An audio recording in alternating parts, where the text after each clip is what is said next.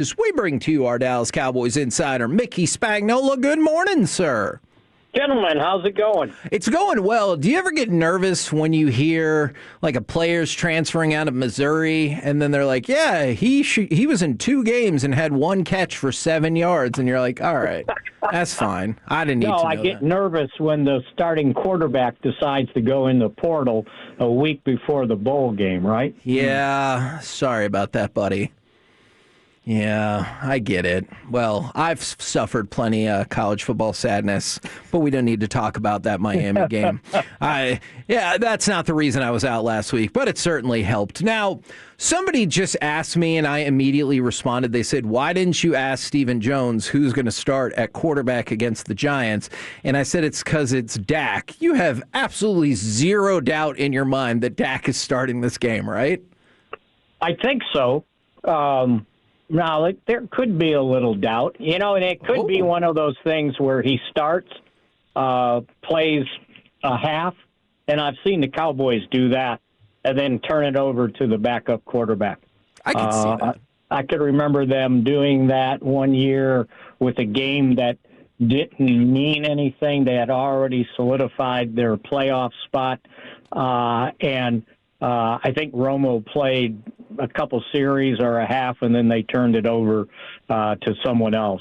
I could see them doing that, but I don't think they want to do anything to diminish the importance of winning this final game and finishing 8-1. So that would suggest that he would play.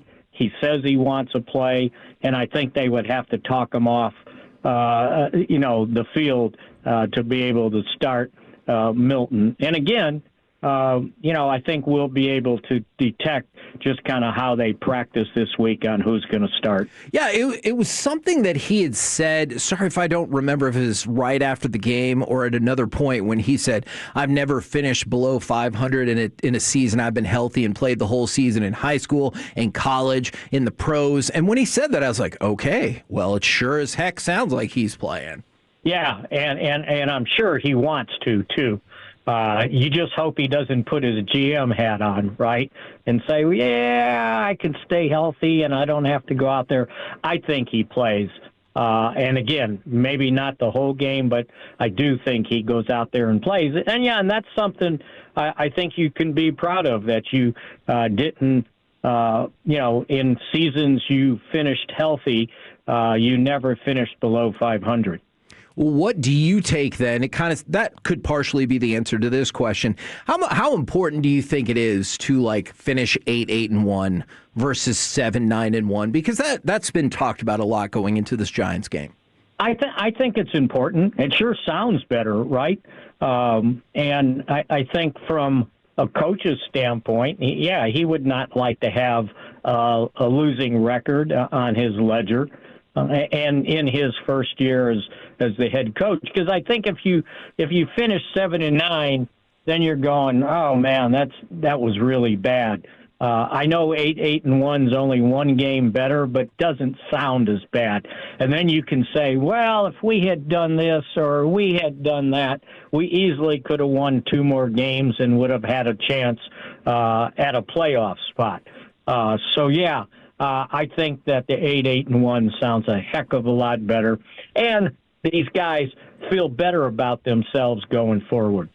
Mickey, do you think the secret reason that Dak really wants to play this game is that he hates the Giants so much that he wants to make it 15 straight wins against them?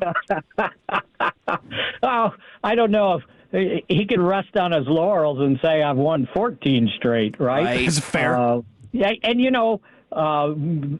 It was the Giants, his rookie year, that accounted for 2 of the 3 losses that they had that season. It was the opener and then later in the season. And if I remember correctly, maybe one was by 1 point and the other one was by 3 points or something like that. I don't know that would be the motivating factor, but it sure sounds good, though, doesn't it? Yes. Oh, I love that kind of pettiness. I really do. Mickey Spagnola, DallasCowboys.com, joining us here on 105.3 The Fan. Mickey, Who is one player defensively that you think can really benefit from a good performance in this game? It could be somebody that might not even be on the team next year, but do you think there's somebody that maybe is getting overlooked or somebody that has had a rough year that really needs a get-right game here? That's a deep question. Oh, that's what Alec does. Mm-hmm. Yeah, right? I was just kind of searching on the probably the defensive side of the ball, and again, do you get the opportunity or not? Right? Sure. I think that's important. I think we're going to continue to see a lot of Shamir James at linebacker. I think that he played like 80.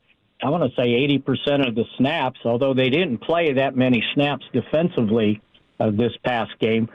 Washington only had 44 snaps. That seems unbelievable. Yeah. Unless you want to consider the number of snaps that the Eagles had on Sunday, right? Yeah, Did they even have 40? Yeah, and they decided not to complete any passes in the second half and all of that.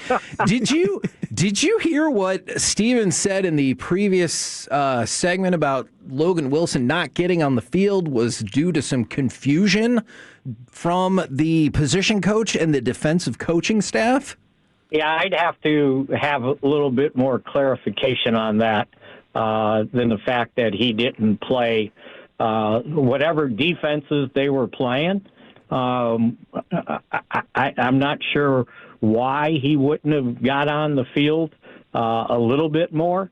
But again, when they were playing, they started playing a little bit more five defensive linemen, and then they were going with one linebacker. And just off the top of my head, just watching the game, the one linebacker was James because they figured Washington was in their passing mode, and so maybe that contributed to it. But yeah, that was kind of surprising because normally in these last several games, the only guy that didn't play was Joe Milton. Yeah, and he had company in this one. So yeah, that was a head scratcher for sure. Well, it sounds like the Cowboys feel that same way. At least some people in the management. Now, I want to go back to Dak playing just a little bit, and I know you can't just base your decisions off strictly the last game, but when you saw some of the hits that he was taking in that game against Washington, does that part give you any hesitation about sending him back out there? Yeah, a little bit.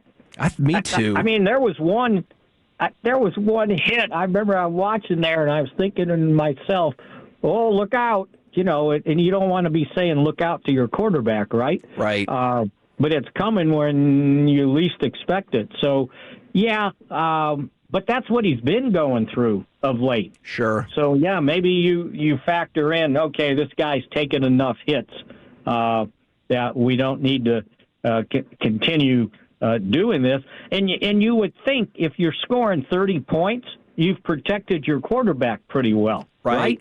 If you're putting up 307 yards passing, well, yeah, we did a pretty good job with the quarterback. No, got sacked 6 times and hit 11 times, and was under duress most of the time. So yeah, that was somewhat troubling. And it was hard to pinpoint just where it was taking place. But I understand defensive philosophy facing the Cowboys. If you're going to have any chance of slowing this offense down, if you're going to have to take Dak out of the game. Yeah. And I don't mean hurt him. I mean make sure he doesn't single-handedly beat you. And even only completing right at around 50% of his passes, he still put up 30 points, which, again, gives you an idea of how dynamic this offense can be if they can just get a little help from the defense at some point next year. Yeah, and I'm sure once the season ends, we can follow up with all kinds of questions about what that defense looks like, who leads that defense, and all that good stuff. But for now, we will stay focused here and now.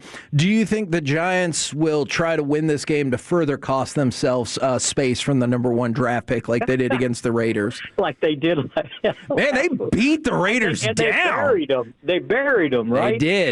They did. See, now you understand how much importance there is to going into the next year on a good note, right? I mean, unless you're the Raiders were like, let's lose and alienate our franchise player in the process. So make sure you get ready to start answering those mailbag questions about what the Cowboys are going to have to give up to get Maxx Crosby. Oh, okay. You know they're coming. And they can use that. They as long as they have the money, go get it, right? Sure. I mean, look, I created $70 million in salary cap space for them. Let's make it happen, Mickey. You're rich. And he'll be healthy, right? Well, you're asking too many follow-up questions that I'm not prepared to positively answer right now. I just wanted to prepare you for all those mailbag questions. And I'm sure they're coming. I'm sure they are. They've already been coming, right? Yes. But he's didn't it? Don't they? It said he had to have surgery, right? I believe that is going to be the case, but there is some pushback with Maxx Crosby posting stuff on Instagram that supposedly shows he's fine, and it feels kind of like a pissing contest right now. Well, maybe they were trying to do with him what the Cowboys' intent was to do with Trayvon Diggs, right? Yeah, you might be right. Make sure you finish the season healthy, so we're not on the tab for somebody that you can't move because of injury or surgery. Yeah. When March comes around. No, you might be right about that for sure. Thank you very much, good sir. We'll catch you again at the normal time tomorrow. All right. See you guys. There you go, Mickey Spagnola from DallasCowboys.com.